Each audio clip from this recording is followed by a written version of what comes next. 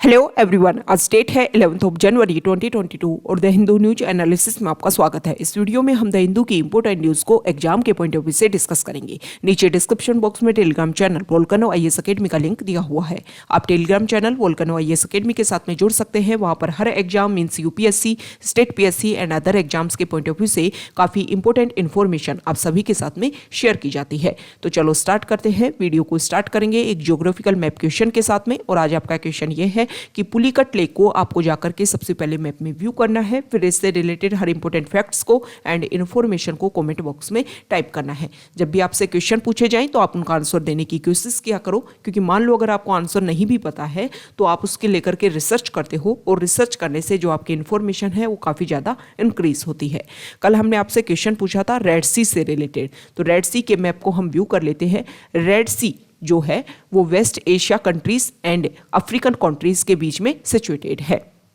Red सी जो है वो मेडिटेरियन सी को अरेबियन सी से कनेक्टिविटी देने का रोल प्ले करता है।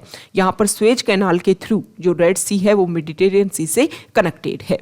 यहाँ पर कंट्रीज़ की अगर हम बात करें तो सबसे पहले वेस्ट एशिया कंट्रीज़ जो हैं वो Saudi Arabia and Yemen situated है। और अफ्रीकन कंट्रीज़ की बात करें तो Egypt, Sudan, Eritrea and Djibouti countries यहाँ पर सिचुएटेड है। ये जो इमेज आपको दिख रही है यहाँ पर Eritrea, Djibouti, Ethiopia and Somalia जो कंट्रीज़ हैं इनको हॉर्न ऑफ अफ्रीका के नाम से जानते हैं। ये जो इमेज है वो आपको टेलीग्राम चैनल पर शेयर कर दी जाएगी। अब द हिंदू का अगर हम डिस्कशन करें तो सबसे पहले फ्रंट पेज पर जो न्यूज़ है वो हमारी प्राइम मिनिस्टर की अभी एक विजिट होने वाली थी पंजाब में हमें पता है लेजिस्लेटिव इलेक्शन होने वाले हैं। तो आपका क्वेश्चन ये है कि आपको ये बताना है कि पंजाब की लेजिस्लेटिव बॉडी में कितनी सीट्स हैं। इसको लेकर के नीचे आपको कमेंट बॉक्स में डिस्कशन करना है। अभी 1-2 दिन पहले हमने डिस्कस भी किया था उन सारे 5 स्टेट्स की सीट्स के बारे में जहां पर अभी इलेक्शन होने वाले हैं।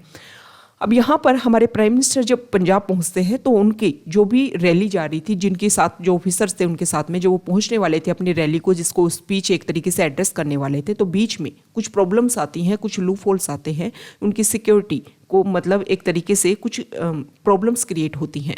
अब उसकी जानकारी हासिल करने की कोशिश की जा रही थी कि ये प्रॉब्लम कैसे क्रिएट हुई, क्योंकि जब भी प्राइम मिनिस्टर कहीं विजिट पर जाते हैं तो उनका क्या वे होगा, इसकी तरीके की जो इन्फॉर्मेशन है वो बाहर लीक नहीं होती है। फिर प्रोटेस्टर्स को कैसे पता चला कि प्राइम मिनिस्टर जो है वो यहाँ से इस वे से अपने प्रोसीजर को कंप्लीट करने वाले हैं। इसको लेकर के जो सेंट्रल गवर्नमेंट है उन्होंने भी अपनी कमेटी बनाई थी और पंजाब गवर्नमेंट ने भी अपनी कमेटी बनाई थी। सुप्रीम कोर्ट ने बोला था कि मंडे को मीन्स कल 10 जनवरी को आपके जो भी रिजल्ट हैं, आपकी कमेटी की जो रिपोर्ट्स हैं वो सामने होनी चाहिए, उसमें पता होना चाहिए कि क्या प्रॉब्लम हुई।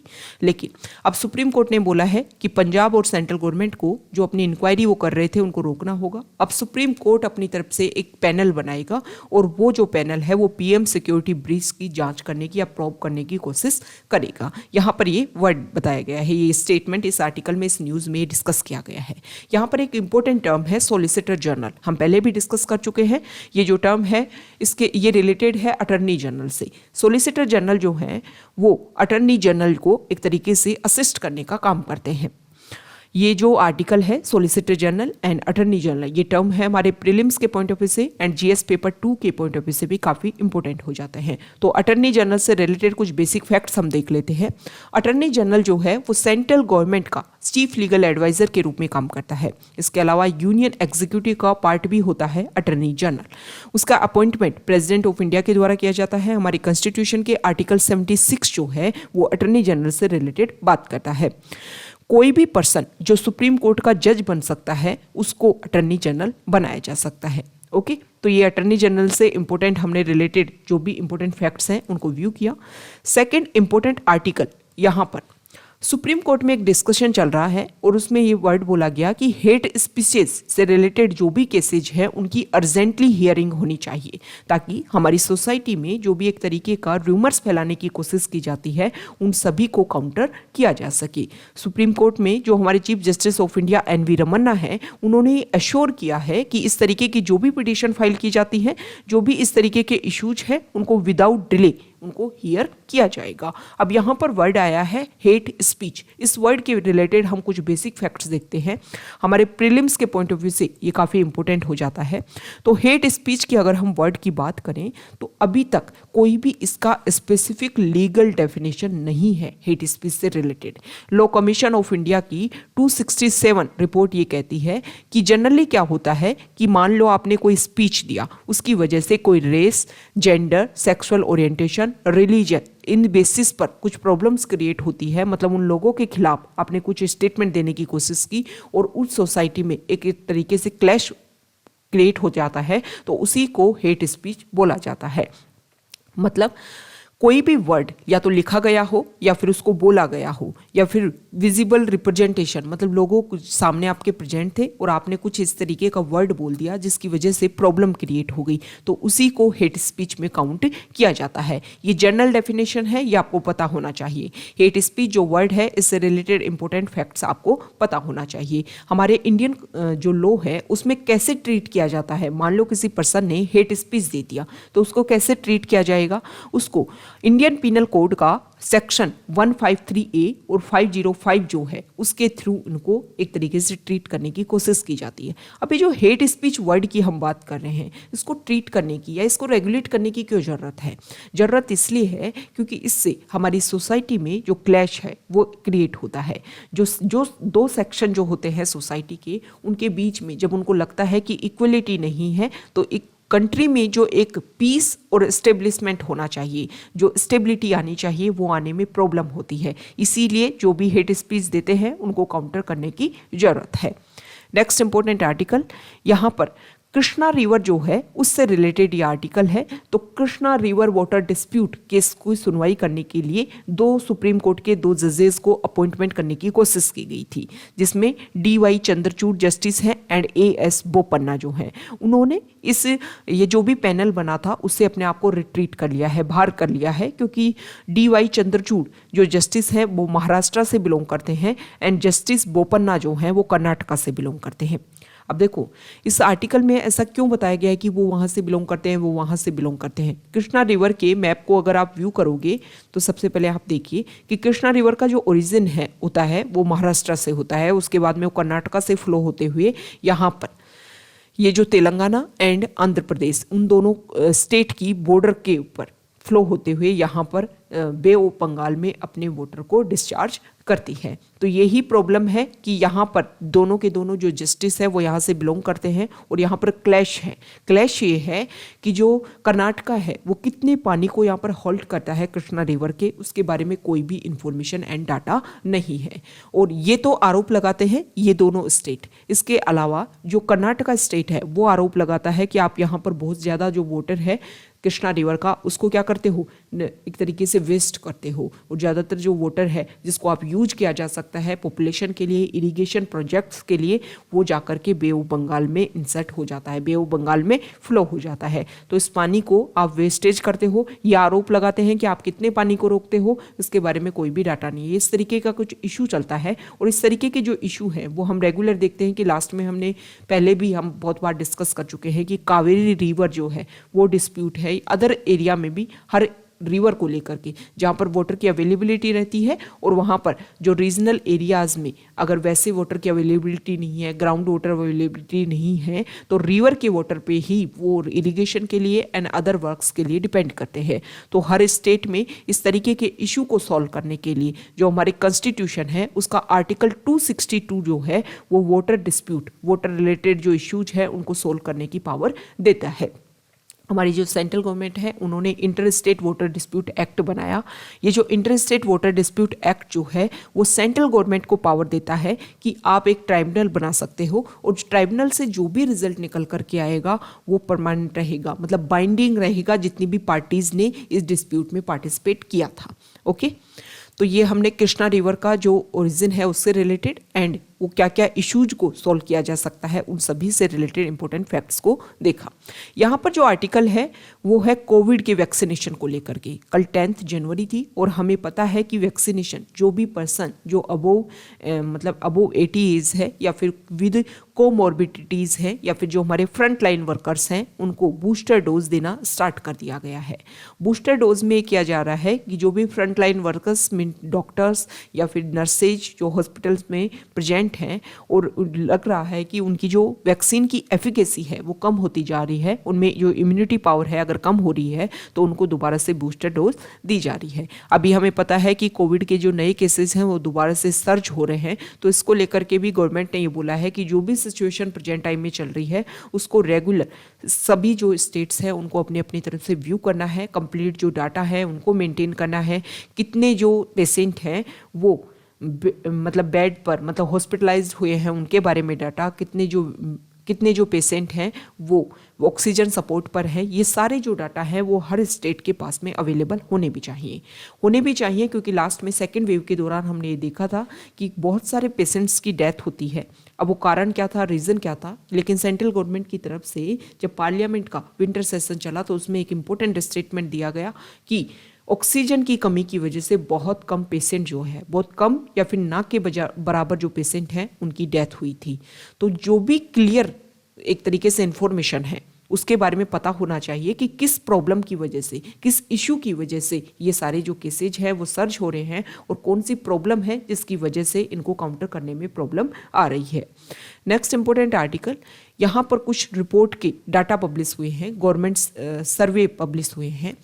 इसमें जो यूनियन लेबर मिनिस्ट्री है उन्होंने जुलाई टू सितंबर 2021 के जो एम्प्लॉयमेंट फिगर्स हैं उनको रिलीज किया है। उन्होंने बोला है कि 3 ऐसी ही तरीके की जो रिपोर्ट्स हैं वो प्रोग्रेस में हैं और जल्द ही उनके रिजल्ट भी सामने आएंगे।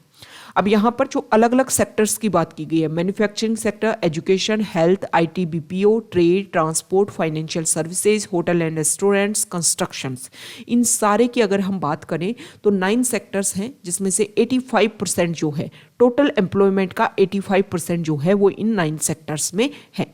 इस आर्टिकल में ये भी बताया गया है कि जुलाई टू सितंबर 2021 का अगर हम कंपैरिजन करें अप्रैल टू जून 2021 में, ये क्वार्टरली जो एम्प्लॉयमेंट सर्वे हुए हैं इनका जो सेकंड राउंड हुआ है उसमें ये कंपैरिजन किया गया और इस कंपैरिजन में ये बताया गया है कि सेकंड राउंड में जो एम्प्लॉयमेंट है वो ज़्यादा मिली है। मतलब पिछली बार जितने लोगों को एम्प्लॉयमेंट मिली थी उससे ज़्यादा 2 लाख लोगों को ज़्यादा एम्प्लॉयमेंट इसमें दी गई है। पहली बार 3.08 करोड़ लोगों के डाटा सामने आए थे और अब आए हैं 3.10 करोड़ लोगों के। मतलब इसके बेसिस पर यह लेगा जा रहा है कि जो हमारी इकोनॉमी है वो बूस्टअप हो रही है, लोगों को जो एम्प्लॉयमेंट है वो ज़्यादा मिल पा रहा है, लोगों की जो लाइवलीहुड प्रॉब्लम्स हैं उनको सोल्व करने की कोशिश की जा रही है। Next important article page number 4 पर, इस आर्टिकल में ये बताया गया है कि जो मणिपुर गवर्नमेंट है उन्होंने डिस्टर्ब्ड एरिया नोटिफिकेशन को लेकर के कुछ इशू क्रिएट किए हैं। उन्होंने ये बोला है मणिपुर गवर्नमेंट ने कि देखो जो भी अप्सा एक्ट है, AFSPA act 1958, okay, armed forces special powers act 1958, उसको रिपील करने के लिए वाइड स्प्रेड डिमांड चल रहा है। उसके बाद में भी एंटायर स्टेट के लिए आपने एक तरीके से एक नोटिफिकेशन जारी किया और डिस्टर्ब्ड एरिया जो है वो इसको क्या कर दिया, कवर कर दिया। मतलब इसका मतलब ये है कि जो अप्सा एक्ट है वो रेगुलर यहाँ पर फोर्स में रहेगा। जब प्रोटेस्ट चल रहा है आपने अपनी तरफ से कमिटीज़ बनाई हैं और वो कमिटीज़ का रिजल्ट आए बिना ही आपने अदर एरियाज में इसको रेगुलर कर दिया, तो हमें ये जो नोटिफिकेशन है इसको लेकर के इशू है। अब हमारे एग्जाम के पॉइंट ऑफ व्यू से इंपॉर्टेंट हो जाता है अप्सा एक्ट, क्योंकि अभी हमने नागालैंड जो हमारा स्टेट है वहां पर भी इश्यूज देखा था कि गलती से बाय मिस्टेक जो है वहां की जो लोकल पॉपुलेशन है उनका क्लैश हो जाता है हमारी आर्मी से और वहां की जो लोकल पॉपुलेशन है उनकी बहुत सारे पर्सन की डेथ हो जाती है, जिसके बाद में नॉर्थ ईस्ट स्टेट में, नॉर्थ ईस्टर्न वाला जो हमारा पार्ट है वहां पर रेगुलर प्रोटेस्ट चल रहा है कि अप्सा एक्ट को रिपील किया जाए। तो अप्सा एक्ट से रिलेटेड अगर कुछ बेसिक फैक्ट्स हम देखें तो अप्सा का मतलब क्या होता है कि कोई भी एरिया अगर उसको डिस्टर्ब्ड एरिया डिक्लेयर कर दिया गया तो वहाँ पर पब्लिक ऑर्डर को मेंटेन करने की जो पावर होती है वो आर्म्ड फोर्सेस के पास आ जाती है। मतलब अप्सा एक्ट के थ्रू जो आर्म्ड फोर्सेस हैं उनको ज़्यादा special privileges and special power दी हुई है। अब डिस्टर्ब्ड एरिया कैसे डिक्लेयर किया जा सकता है, तो अप्सा एक्ट के सेक्शन 3 के अंडर नोटिफिकेशन जारी किया जाता है और जो डिस्टर्ब्ड एरिया है वो डिक्लेयर होता है। अब जो डिस्टर्ब्ड एरिया है उसको central government, governor of the state, administrator of the UT वो डिक्लेयर कर सकते हैं किसी भी कंप्लीट स्टेट को, कंप्लीट यूनियन टेरिटरी को या फिर उसके किसी स्पेसिफिक पार्ट को जहां पर प्रॉब्लम्स हैं, जहां पर लॉ एंड ऑर्डर मेंटेन ढंग से नहीं हो पा रहा है। अप्सा एक्ट को लेकर के 2004 में बीपी जीवन रेड्डी की कमेटी बनी थी। इसके अलावा सेकंड एडमिनिस्ट्रेटिव रिफॉर्म्स कमीशन जो बना था उसने अपनी 5th रिपोर्ट में इन दोनों ने ये बोला था कि जो अप्सा एक्ट है उसको रिपील कर देना चाहिए। इसके बेसिस पर हम यूएपीए जो एक्ट है 1967 उसमें कुछ अप्रोप्रिएट प्रोविजंस को हम इंक्लूड कर सकते हैं और अप्सा की तरह ही कुछ स्पेशल पावर दी जा सकती है, लेकिन जो अप्सा एक्ट है उसको रिपील करने की जरूरत है। ओके, तो ये अप्सा एक्ट से रिलेटेड कुछ इंपॉर्टेंट फैक्ट्स को हमने व्यू किया। नेक्स्ट इंपॉर्टेंट न्यूज़ है एडिटोरियल पेज पर। यहाँ पर जो फर्स्ट आर्टिकल है वो अभी इलेक्शन जो होने वाले हैं उससे रिलेटेड है। अभी हमने देखा कि इलेक्शन कमीशन ऑफ इंडिया ने 5 स्टेट्स के लिए जो डेट्स हैं उनको डिक्लेयर कर दिया है। उन्होंने बोला है कि 10 फरवरी से ये जो इलेक्शन है वो स्टार्ट होंगे, वो 7 मार्च तक चलेंगे 7 फेजेज में। अब यहाँ पर इस आर्टिकल में ये बताया गया है कि देखो 15 जनवरी तक जो इलेक्शन कमीशन ऑफ इंडिया है उन्होंने किसी भी तरीके की पॉलिटिकल रैलीज को बैन कर दिया है। इसके बेसिस पर क्या होगा कि जो वर्चुअल मीटिंग्स हैं वो बहुत ज़्यादा होने लग जाएंगी। ठीक है, अब सबसे बड़ी problem election commission of India के लिए ये होने वाली है कि जब वर्चुअल मीटिंग्स होंगी तो उनको रेगुलेट करने की अभी जो मॉडल कोड ऑफ कंडक्ट जो है, कितना एक्सपेंडिचर जो होना चाहिए वो अभी हमने देखा कि इंक्रीज किया गया है। अब कितना मनी खर्च हो रहा है, मतलब आप वर्चुअल मीटिंग कर रहे हो, लोगों से कनेक्ट होने की कोशिश कर रहे हो, तो वहाँ पर कुछ वादे भी किए जाएंगे, लोगों को किस तरीके से इन्फ्लुएंस करने की कोशिश की जाएगी, उसको किस तरीके से ओवरव्यू करना है इलेक्शन कमीशन ऑफ इंडिया के द्वारा, ये किसी भी तरीके का एक प्रोसीजर अभी नहीं पता है। क्योंकि सडन इंक्रीज हुआ है इस तरीके का इशू, क्योंकि कोविड के केसेस बढ़ रहे हैं। आप जो वर्चुअल जो पॉलिटिकल रैलीज हैं फिजिकली उनको अवेल नहीं करवा सकते हो। अगर आप ऐसे करते हो तो कोविड के केसेस इंक्रीज होंगे। उसके बेसिस पर आपने अल्टरनेट देने की कोशिश की है कि वर्चुअली कोशिश की जा सकती है लोगों से बातचीत करने की, लेकिन उसमें कितना क्या खर्चा हो रहा है, किस तरीके से कौन कौन से वादे किए जा रहे हैं, किस तरीके से मॉडल कोड ऑफ कंडक्ट को फॉलो किया जा रहा है या नहीं किया जा रहा है, इन सब को ओवरव्यू करना ही एक बड़ी परेशानी आने वाली है।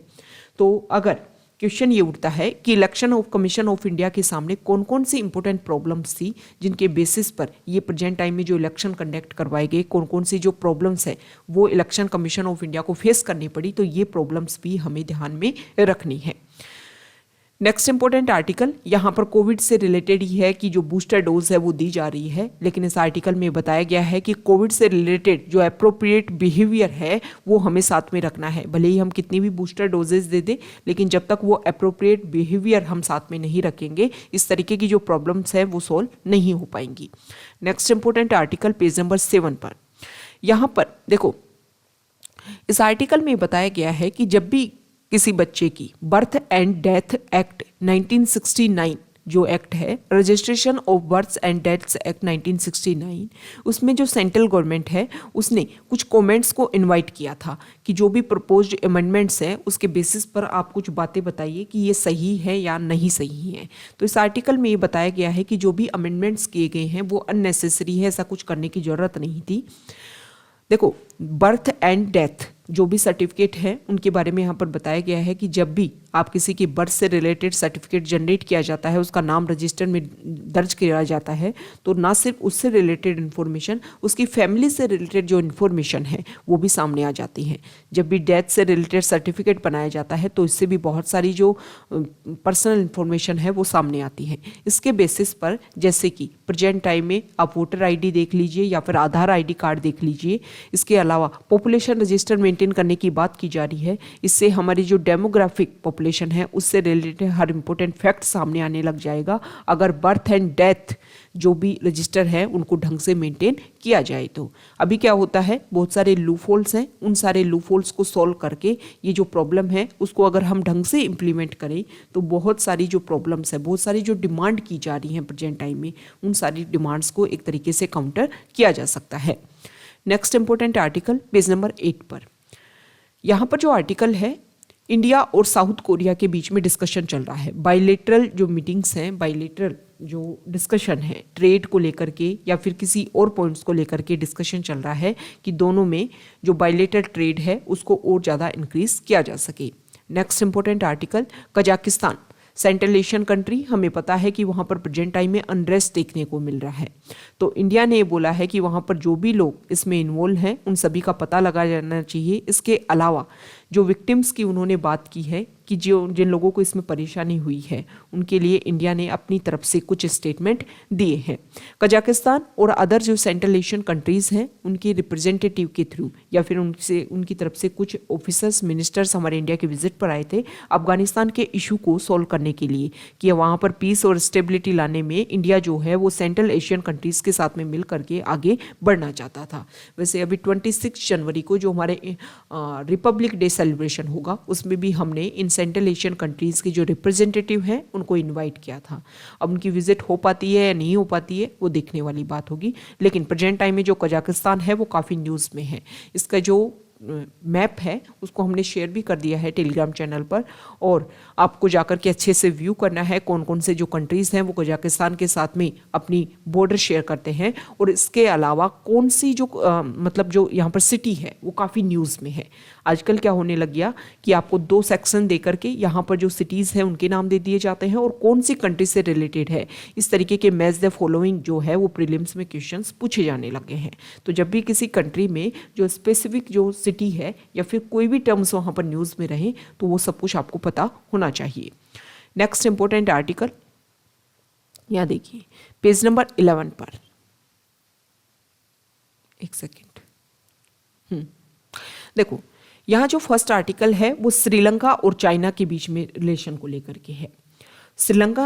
चाइना के, यहाँ देखिए चाइना के जो फॉरेन मिनिस्टर हैं वो श्रीलंका के विजिट पर थे, उन्होंने डिस्कशन किया। अभी हमने देखा कि श्रीलंका के ऊपर काफ़ी ज़्यादा जो डेप्ट है वो इंक्रीज़ हो गया है, जिसको लेकर के श्रीलंका ने अपनी तरफ से स्टेटमेंट भी दिया था कि चाइना जो है उसको एक तरीके से रिशेड्यूल कर सकता है उस सारे जो भी डेप्ट है उसको, ताकि टाइम टू टाइम हम उसको रीपे कर पाएँ।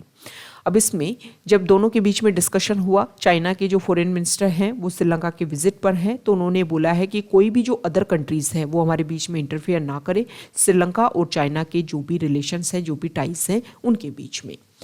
जो चाइनीज़ मिनिस्टर हैं उनकी तरफ से एक स्टेटमेंट आया कि इंडियन ओशन कंट्रीज़ में जो भी आइलैंड कंट्रीज़ हैं उनके बीच में उनको लेकर के हमें ऐसा एक ऑर्गेनाइजेशन बनाना चाहते हैं जिसके ऊपर डिस्कशन किया जा सके इन आइलैंड कंट्रीज़ को इवोल्व करने के लिए। ये उसी तरीके का वर्क है जैसे हमारी इंडियन गवर्नमेंट ने अपनी तरफ से कोशिश की सागर इनिशिएटिव को लेकर के। 2015 में सागर इनिशिएटिव स्टार्ट किया था, security and growth for all in the region. Indian Ocean region में जो भी कंट्रीज़ हैं उन सभी की सिक्योरिटी के लिए और ग्रोथ के लिए इस इनिशिएटिव को इंडिया ने शुरू किया था। इसके अलावा जो न्यू दिल्ली है, मतलब हमारी इंडिया गवर्नमेंट है, उन्होंने एक ट्राइलेटरल नेशनल सिक्योरिटी एडवाइजर ये भी बेसिस किया है maritime security cooperation among India, Maldives and Sri Lanka. इसको कोलंबो में सेटअप किया गया था। तो इसी तरीके का अल्टरनेट जो है वो चाइना भी ढूंढने की कोशिश कर रहा है ताकि यहाँ पर जो भी आइलैंड कंट्रीज हैं उनको अपनी तरफ इन्फ्लुएंस किया जा सके।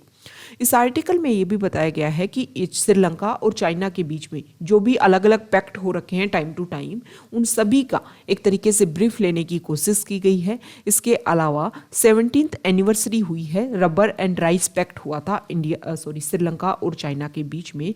इसके अलावा जो डिप्लोमेटिक रिलेशन श्रीलंका और चाइना के उनको 65 ईयर्स कंप्लीट हुए हैं, तो उन सब के सेलिब्रेशन के लिए भी ये चाइना की तरफ से स्टेटमेंट है कि इन सब के लिए भी हमने वहाँ पर विजिट की है। हमें पता है कि श्रीलंका प्रेजेंट टाइम में इकोनॉमिक क्राइसिस से बैटलिंग कर रहा है, वहाँ पर बहुत ज़्यादा प्रॉब्लम हो रही है।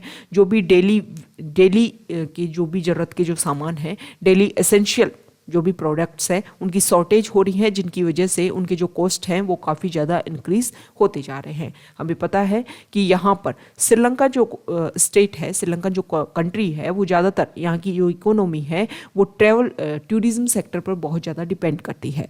लेकिन कोविड की वजह से जो टूरिज्म सेक्टर है वो काफ़ी ज़्यादा एक तरीके से मतलब डिक्रीज़ हुआ है, और जब डिक्रीज़ हुआ है तो उसकी वजह से यहाँ की जो इकोनॉमी है उसके ऊपर काफ़ी ज़्यादा इफेक्ट देखने को मिला है। नेक्स्ट इंपॉर्टेंट आर्टिकल, यहाँ जो आर्टिकल है वो यूक्रेन को लेकर के यूएस और रशिया के बीच में की डायलॉग हुआ। इसमें पॉइंट में डिस्कशन किया गया कि अगर रशिया यूक्रेन को थ्रेट देने की कोशिश करता है तो यूएस जो है वो यूक्रेन को सपोर्ट करेगा। देखो, रशिया जो है वो नहीं चाहता कि यूक्रेन जो है वो यूएस की तरफ इन्फ्लुएंस हो, क्योंकि यूएस अपनी तरफ से कोशिश कर रहा है कि यूक्रेन को नाटो कंट्रीज के रूप में, नाटो ऑर्गेनाइजेशन का मेंबर बना करके एक तरीके से रशिया को काउंटर करने की कोशिश की जाए, और रशिया के ऊपर हमेशा से एक वॉच रखा जाए, एक नज़र रखी जाए कि रशिया में क्या क्या किन किन पॉइंट्स के ऊपर वर्क हो रहा है। नेक्स्ट इंपॉर्टेंट आर्टिकल, यहाँ पर तालिबान और उसके जो भी राइवल्स हैं अफगानिस्तान कंट्री में, उनके बीच में एक डिस्कशन हुआ और उसको होस्ट किया ईरान कंट्री ने। तो ये आज का हमारा डिस्कशन था, कई इंपॉर्टेंट न्यूज़ को हमने डिस्कस किया। अगर आप यहाँ तक आए हो, वीडियो आपको अच्छा लगा है तो प्लीज़ आप वीडियो को लाइक कीजिए, शेयर कीजिए और चैनल को सब्सक्राइब कीजिए। Okay, thank you.